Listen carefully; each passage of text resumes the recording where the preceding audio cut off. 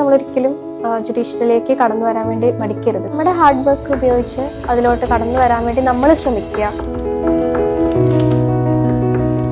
കേരളത്തിൽ ജഡ്ജിയായി നിയമിക്കപ്പെടുന്ന 100% കാഴ്ച പരിമിതിയുള്ള ആദ്യ വ്യക്തിയാവുകയാണ് താന്യ നാഥൻ. കണ്ണൂർ സർവകലാശാലയിൽ നിന്ന് LLB പരീക്ഷയിലും താന്യ 1ാം റാങ്ക് കരസ്ഥമാക്കിയിരുന്നു.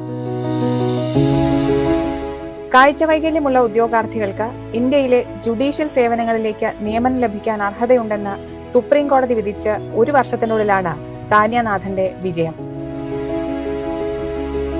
വളരെ സന്തോഷമുണ്ട്. കാരണം ഒരു പൊസിഷനിലേക്ക് ആദ്യത്തെ ആളാവുക എന്ന് പറയുമ്പം അതിൻ്റെ ഒരു ഫീലിംഗ് എന്ന് പറയുന്നത് ഇറ്റ്സ് വെരി ഗ്രേറ്റ്.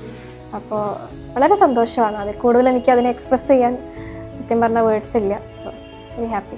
പറയാനുള്ളതെന്ന് വെച്ച് കഴിഞ്ഞാൽ നമ്മളൊരിക്കലും ജുഡീഷ്യറിയിലേക്ക് കടന്നു വരാൻ വേണ്ടി മടിക്കരുത്. കാരണം ആ ഒരു ഹോണറബിൾ സുപ്രീം കോടതി ജഡ്ജ്മെൻറ്റിൽ കൂടെ നമുക്കുള്ളൊരു പാത്ത് വേ ഓപ്പൺ ആയി കിട്ടി.